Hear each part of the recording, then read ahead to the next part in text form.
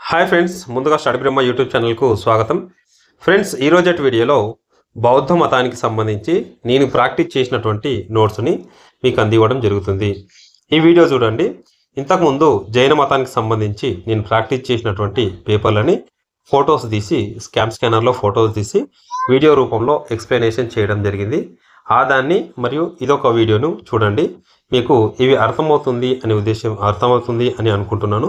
ఒకవేళ అర్థమైతే, అర్థం కాకుండా కామెంట్ రూపంలో తెలియచేయండి. ఈ వీడియోపై మీ అభిప్రాయాన్ని తెలియచేసినట్టయితే ఇలాంటి వీడియోస్ మున్ముందు తీసుకురావాలా లేకపోతే స్టాప్ చేయాలా అనేది నేను ఒక అభిప్రాయానికి రావడం జరుగుతుంది. ఈ వీడియో చూడండి. బౌద్ధ మతానికి సంబంధించి పూర్తి సమాచారం ఇందులో ఇవ్వడం జరిగింది. బౌద్ధ మతానికి సంబంధించిన పూర్తి సమాచారాన్ని, పూర్తి లెసన్ను ఇందులో ఇవ్వడం జరిగింది. కాబట్టి వీడియో అనేది 15 నుంచి 20 నిమిషాల వరకు ఉంటుంది. ఈ వీడియో మొత్తం చూసినట్టయితే పూర్తి లెసన్ అనేది రివిజన్ అయిపోతుంది. మీరు బౌద్ధ మతం గురించి చదివిన తర్వాత ఒక 15 నిమిషాలు 20 నిమిషాలు కేటాయించి ఈ వీడియో చూస్తే మీకు పూర్తి రివిజన్ అయిపోతుంది. ఇందులో ఎలాంటి పాయింట్ మిస్ కాకుండా అన్ని పాయింట్లను కవర్ చేస్తూ ఈ వీడియో చేయడం జరుగుతుంది. ఓకే ఫ్రెండ్స్, నేను కూడా ప్రిపరేషన్లో ఉన్నా కాబట్టి ఖచ్చితంగా ఎలాంటి పాయింట్ మిస్ కాకుండా ఉండాలని చూసుకుంటాను. కాబట్టి ఇలాంటి వీడియోస్ మీకు ఉపయోగపడతాయనే ఉద్దేశంతో ఈ వీడియోలు చేయడం జరుగుతుంది. ఎవరైనా మన స్టడీ బ్రహ్మ యూట్యూబ్ ఛానల్ను సబ్స్క్రైబ్ చేసుకొని వారు ఉంటే సబ్స్క్రైబ్ చేసుకొని చూడండి. అలాగే మీ వంతు సపోర్ట్గా ఒక లైక్ కొట్టడం మర్చిపోకండి. మీరు లైక్ కొడితే ఇలాంటి వీడియోస్ ఇంకొంతమందికి చేరుతాయి. కాబట్టి ఖచ్చితంగా మీరు లైక్ కొట్టడానికి ప్రయత్నం చేయండి.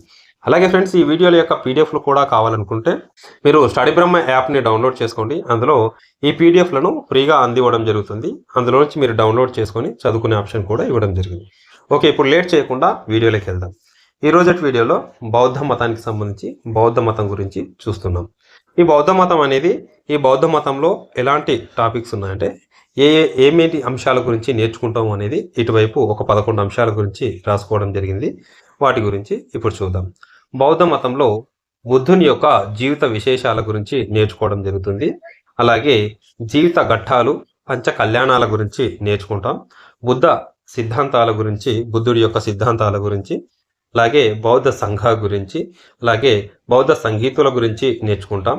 వాస్తు శిల్పకళ, అలాగే బౌద్ధ శిల్పం, అలాగే బౌద్ధ సాహిత్యం, జాతక కథలు, బౌద్ధ మతం వ్యాప్తి గురించి, ఇతర మతాల గురించి, ఇలా క్లియర్గా ఏవేవి మనం అంశాలు నేర్చుకుంటాం అనేది ఇటువైపు రాసుకోవడం జరిగింది.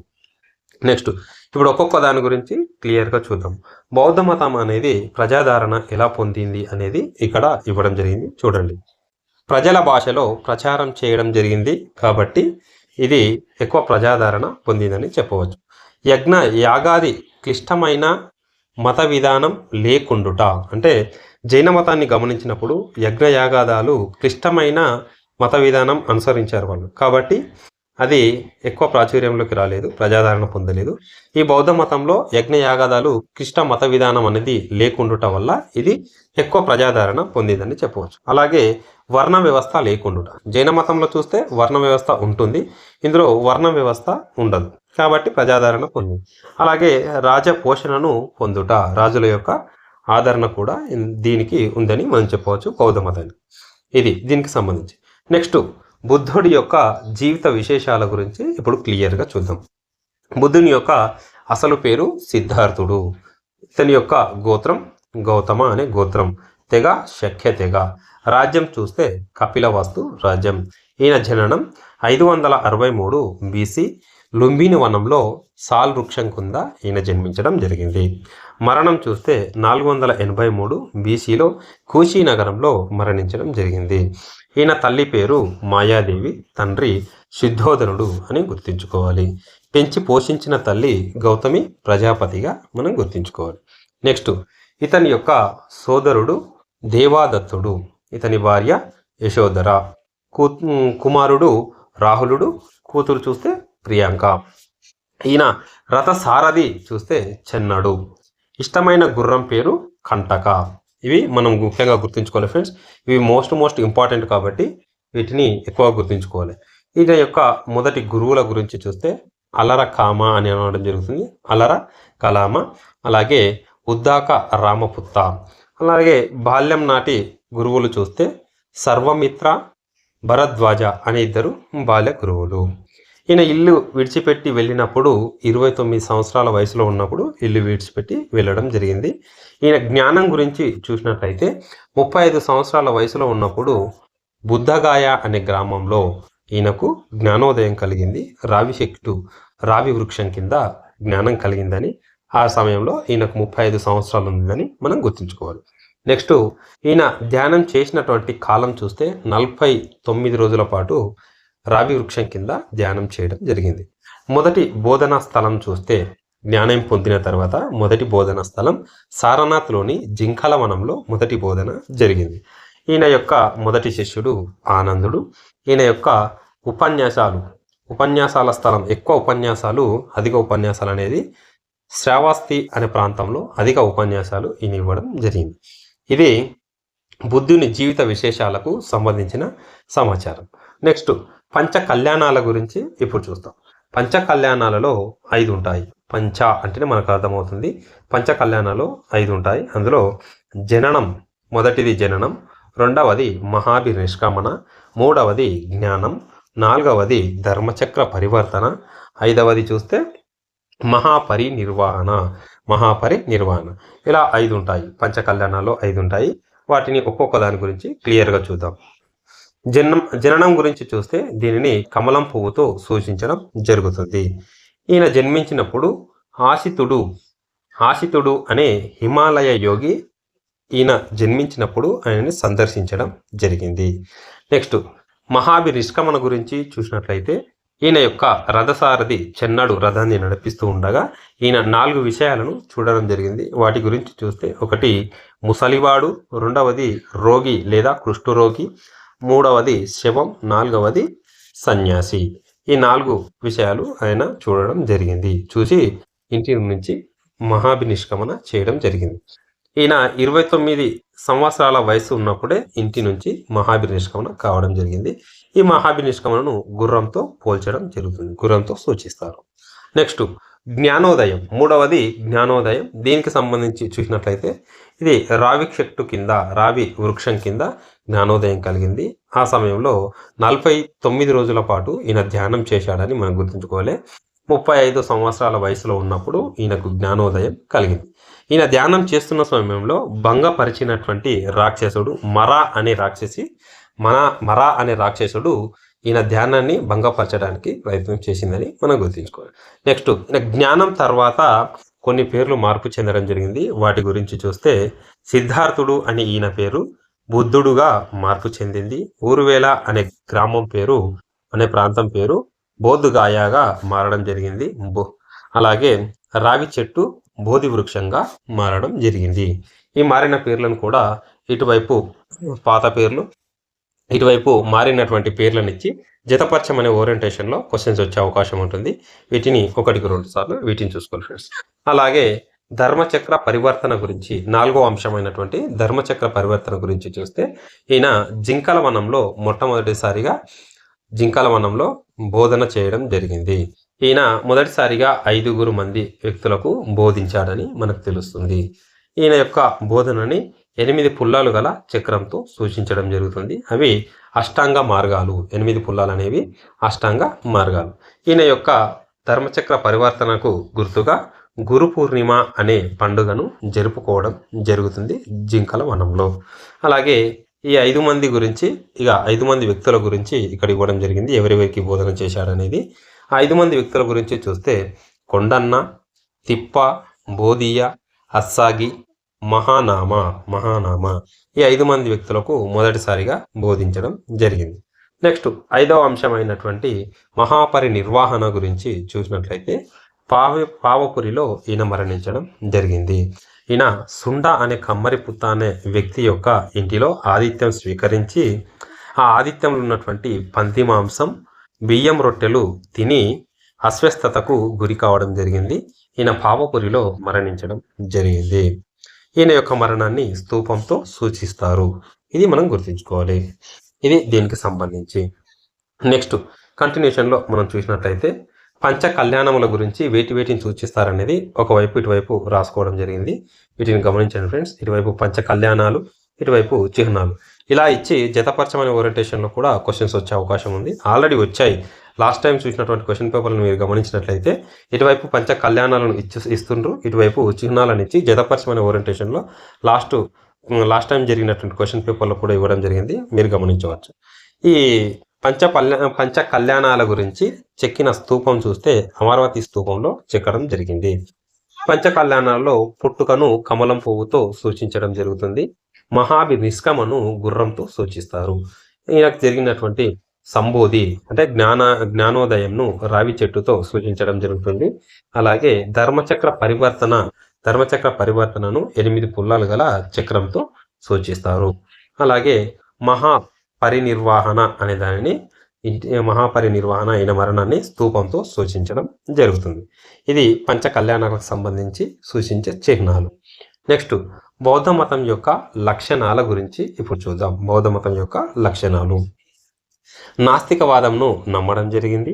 అలాగే విశ్వం అనేది ప్రకృతి ద్వారా ఆవిర్భవించిందని నమ్మడం జరిగింది. పునర్జన్మను అంగీకరించారు, దీని యొక్క లక్షణం.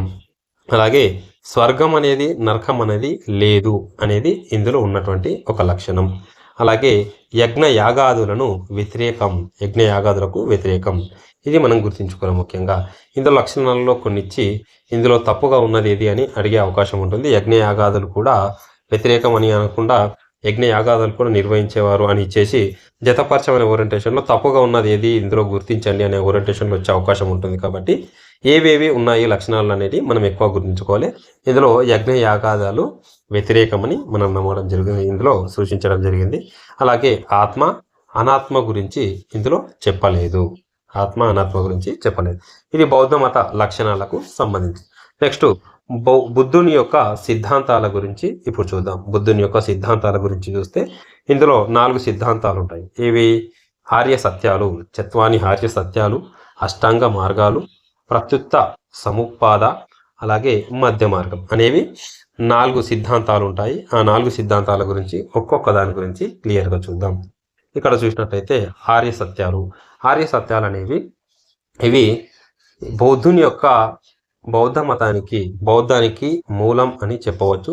వీటిని సారానాథ్లో బోధించడం జరిగింది. ఈ ఆర్య సత్యాల గురించి చూస్తే ఇవి 4 ఉంటాయి. 4 గురించి చూస్తే దుఃఖం అంటే ప్రపంచం అంతా దుఃఖంతో నిండి ఉంది. తృష్ణ అంటే దుఃఖంకు కారణం అధిక కోరికలు అని తెలపడం జరుగుతుంది. అలాగే నిరోధ అంటే దుఃఖాన్ని నిరోధించడానికి కోరికలను నిరోధించాలి. మార్గం అంటే కోరికల అదుపుకు అష్టాంగ మార్గాలను అనుసరించాలని ఇందులో తెలియచేయడం జరుగుతుంది. ఇవి ఆర్య సత్యాలకు సంబంధించి ముఖ్యమైనవి. నెక్స్ట్ అష్టాంగ మార్గాల గురించి ముఖ్యంగా చూసినట్టయితే వీటిని పాటించడం వల్ల మనిషికి ప్రశాంతత పొందుతాడు అని చెప్పడం జరిగింది. వేటిని అనేది చూస్తే 8 అష్టాంగ మార్గాలు ఉన్నాయి. వాటి గురించి చూస్తే సరైన దృష్టి, సరైన క్రియ, సరైన మాటలు, సరైన సంకల్పం, సరైన జీవనం, సరైన వ్యాయామం, సరైన ఏకాగ్రత, సరైన చైతన్యం. ఈ 8 అష్టాంగ మార్గాలను పాటిస్తే మనిషి ప్రశాంతంగా ఉంటాడని చెప్పడం జరిగింది. నెక్స్ట్ మూడవ దాని గురించి చూసినట్టయితే మూడవ సిద్ధాంతం చూస్తే ప్రత్యుత్త సముపాద. దీని గురించి చూస్తే బుద్ధుని ప్రకారం కులం అనేది జన్మ ద్వారా రాకూడదు, అతని యొక్క పనుల ద్వారా రావాలి అని చెప్పడం జరిగింది ఈ ప్రత్యుత్త సముపాదలో. నెక్స్ట్ 4వ సిద్ధాంతం గురించి చూస్తే మధ్య మార్గం. ఇది ఆధ్యాత్మిక జీవనంకు మరియు సాధారణ జీవనంకు మధ్య మార్గంలో వెళ్ళడం అనేది ఇందులో చెప్పడం జరిగింది. బుద్ధుడు అనేవాడు దేవుడు ఉన్నాడని నమ్మడు, అలాగే లేడు అని చెప్పలేదు. ఇది మధ్య మార్గానికి సంబంధించి. నెక్స్ట్ ఇదే కంటిన్యూషన్లో చూసినట్లయితే బౌద్ధ సంఘ గురించి క్లియర్గా చూద్దాం. బుద్ధుని యొక్క ముఖ్య అనుచరుల గురించి ఇందులో నేర్చుకోవడం జరుగుతుంది. అలాగే బౌద్ధం స్వీకరించిన వారు చేయవలసిన పనుల గురించి, బౌద్ధ భిక్షువులు త్యజించవలసిన అంశాల గురించి, అలాగే బౌద్ధ సంఘంలో స్త్రీల గురించి ఇందులో నేర్చుకోవడం జరుగుతుంది. బౌద్ధ సంఘాలు ముఖ్యంగా బుద్ధుని యొక్క అనుచరుల గురించి ఇప్పుడు చూద్దాం. బుద్ధుని యొక్క అనుచరుల గురించి చూస్తే ఆనంద అనే వ్యక్తి ముఖ్య శిష్యుడు. కశ్యప అనే వ్యక్తి ముఖ్య పండితుడు అని చెప్పవచ్చు. ఉపాలి అనే వ్యక్తి మంగళి కులం. యాస అంటే అత్యంత ఐశ్వర్యవంతుడు. ఈ నలుగురు వ్యక్తులు ఈయనకు అనుచరులని మనం చెప్పవచ్చు. నెక్స్ట్, బౌద్ధం స్వీకరించిన వారు చేయవలసిన పనుల గురించి ఇవ్వడం జరిగింది. క్లియర్గా చూద్దాం.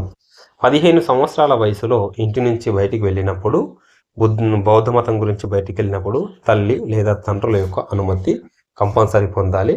దానిని పబ్జా వ్రతం అని అనడం జరుగుతుంది.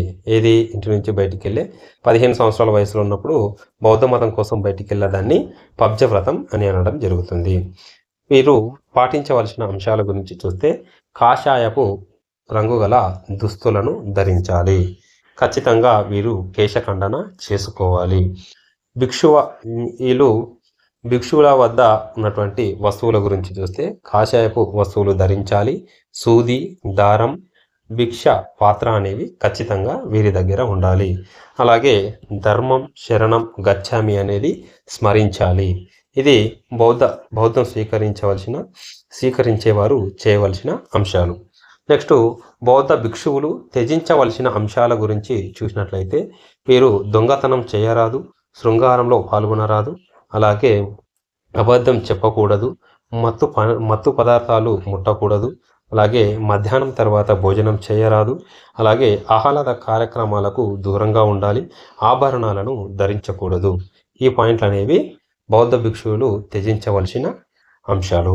నెక్స్ట్, బౌద్ధ సంఘంలో స్త్రీల గురించి ఇక్కడ చూసినట్టయితే, బౌద్ధ సంఘంలో స్త్రీలు మొదటిసారిగా వీళ్ళని బౌద్ధ సంఘంలో స్త్రీలకు ప్రవేశం లేకుండే.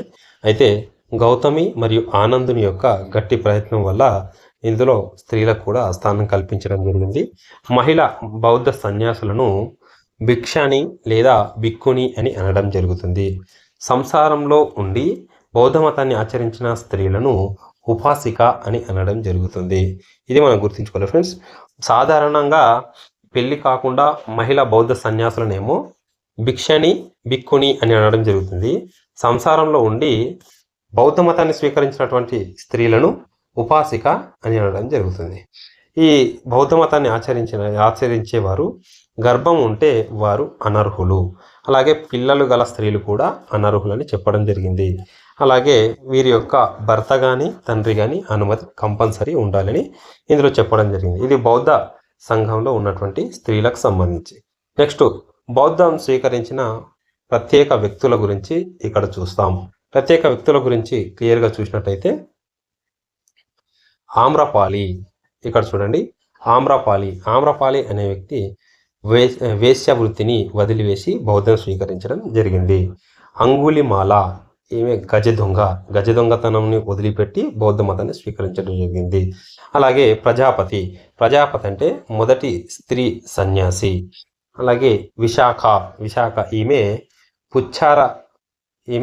పుచ్చారామం అనే ప్రాంతాన్ని బౌద్ధ మతం గురించి దానం చేయడం జరిగింది. దమ్మాదిన్న సిద్ధాంతాలు ఉపన్యాసించినటువంటి స్త్రీ ఎవరు? దమ్మాదిన్న.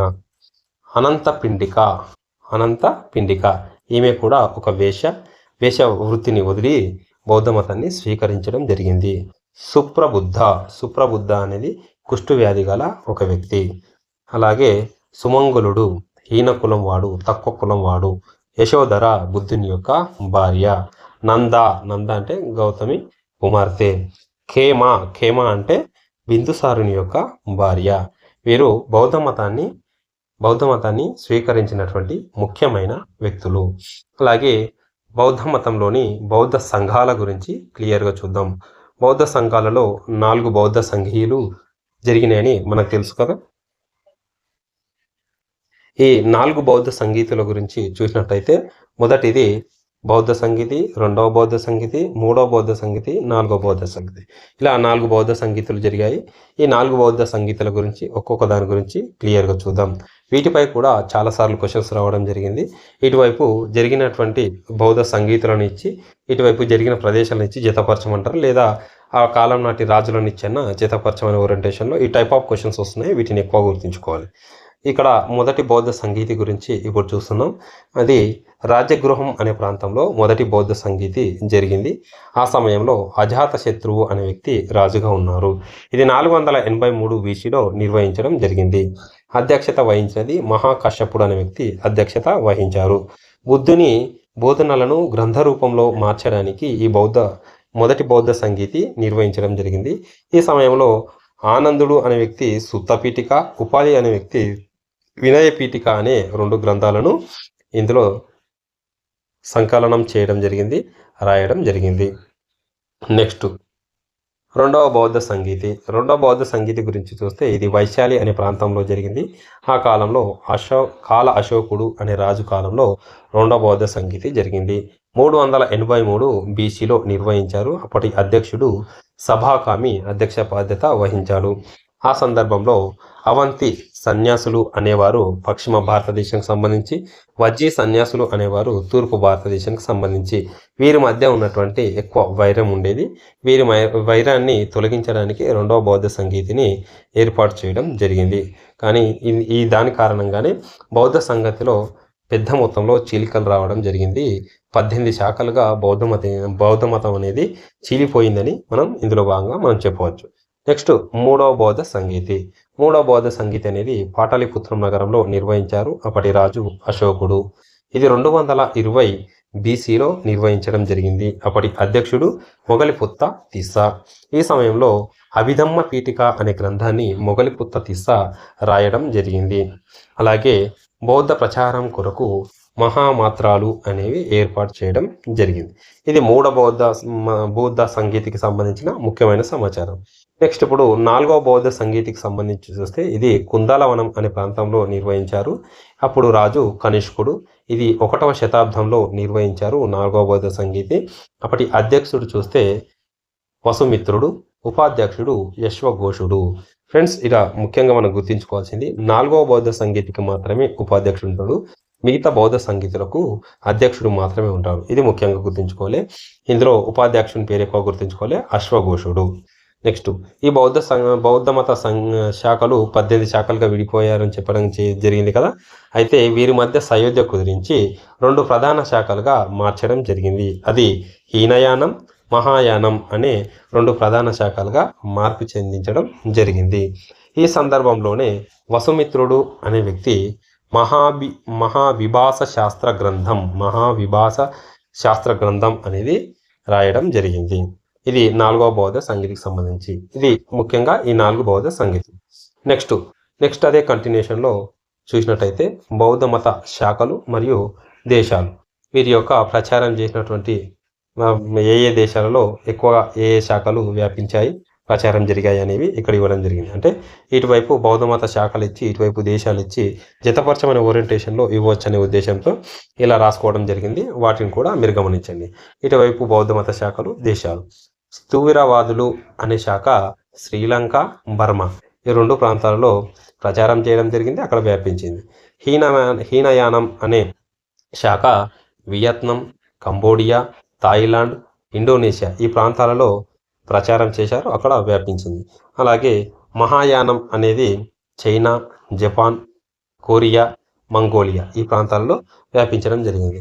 వజ్రయానం అనేది టిబెట్ ప్రాంతంలో. ఇలా బౌద్ధ మత శాఖలు, దేశాలు, వీటిని ఎక్కువ గుర్తుంచుకోవాలి. నెక్స్ట్ బౌద్ధ మతానికి సంబంధించి వాస్తుకళ గురించి చూసినట్లయితే ముఖ్యంగా స్తూపాల గురించి నేర్చుకుంటాం. విహారాలు, చైత్యాలు, ఆరామం, ఇలా 4 రకాల వాస్తుకళల గురించి నేర్చుకోవడం జరుగుతుంది. ఇప్పుడు ఒక్కొక్క దాని గురించి క్లియర్గా చూద్దాం. స్తూపాల గురించి క్లియర్గా చూసినట్టయితే స్తూపం అనేది 3 రకాల స్తూపాలు ఉంటాయి. అందులో ధాతు గర్భితాలు, పారిభోజకాలు, అలాగే ఉద్దేశిక స్తూపాలు. ధాతు గర్భితాలు అంటే బుద్ధుని యొక్క అవశేషాలపై నిర్మించిన స్తూపాలు. పారిభోజకాలు అంటే బౌద్ధ భిక్షువుల యొక్క వస్తువులపై నిర్మించినటువంటి స్తూపాలు. అదే ఉద్దేశిక స్తూపాలు అంటే బుద్ధునిపై ఉన్నటువంటి భక్తి భావాలతో నిర్మించినటువంటి స్తూపాలను ఉద్దేశిక స్తూపాలు అనడం జరుగుతుంది. ఇలా 3 రకాల స్తూపాలు ఉంటాయి. స్తూపం యొక్క నిర్మాణం గురించి చూసినట్లయితే డోమ్ లేదా గోళ, దీనిని అర్ధచంద్రాకారం అని అనడం జరుగుతుంది. అలాగే హార్మిక అంటే గోళంపై చతురస్రాకారంలో ఉంటుంది కదా, దాని గురించి. అలాగే చత్రస్ అంటే త్రిరత్నాలకు ప్రతిబింబాలని చెప్పవచ్చు.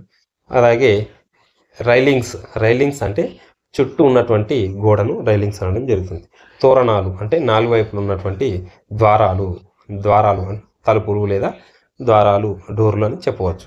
అలాగే ప్రదక్షిణాపద అంటే స్తూపం అంచు గోళంకు మధ్య ఉన్నటువంటి స్థలం. స్తూపం యొక్క అంచు నుండి గోళంకు మధ్యన ఉన్నటువంటి స్థలాన్ని ప్రదక్షిణాపద అని అనడం జరుగుతుంది.